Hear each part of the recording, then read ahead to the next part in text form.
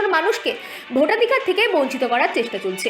মহুয়া মৈত্র আরও বলেন, supreme court স্পষ্ট জানিয়েছে যে এসআইয়ের প্রক্রিয়ায় যে কোনো বৈধ নথি গ্রহণযোগ্য, অথচ নির্বাচন কমিশন সেই নির্দেশ অমান্য করছে। তিনি দাবি করেন এটি সম্পূর্ণ অন্যায় এবং উদ্দেশ্য প্রণোদিত পদক্ষেপ। Bureau report, রাতদিন news network.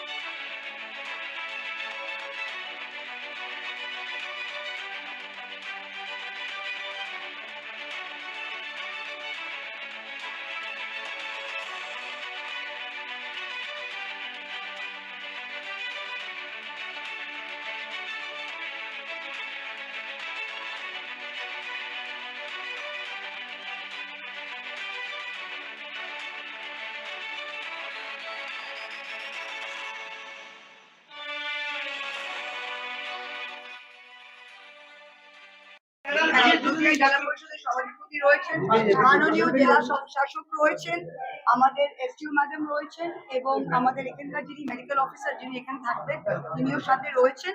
আজকে কৃষ্ণনগর পৌরসভার এই স্বাস্থ্য কেন্দ্রটি 25 নম্বর ওয়ার্ডের এই স্বাস্থ্য কেন্দ্রটি আজকে আমাদের শুভ উদ্বোধন হলো। এটা ছাড়াও আরো 7টি ওয়ার্ডে 7টি স্বাস্থ্য কেন্দ্র আমরা ভার্চুয়ালি উদ্বোধন করলাম এবং 4টে পথশ্রী রাস্তা, 27টার মধ্যে 4টে পথশ্রী রাস্তা উদ্বোধন হলো, একটা 24 নম্বর ওয়ার্ডে আর 3টে 25 নম্বর ওয়ার্ডে।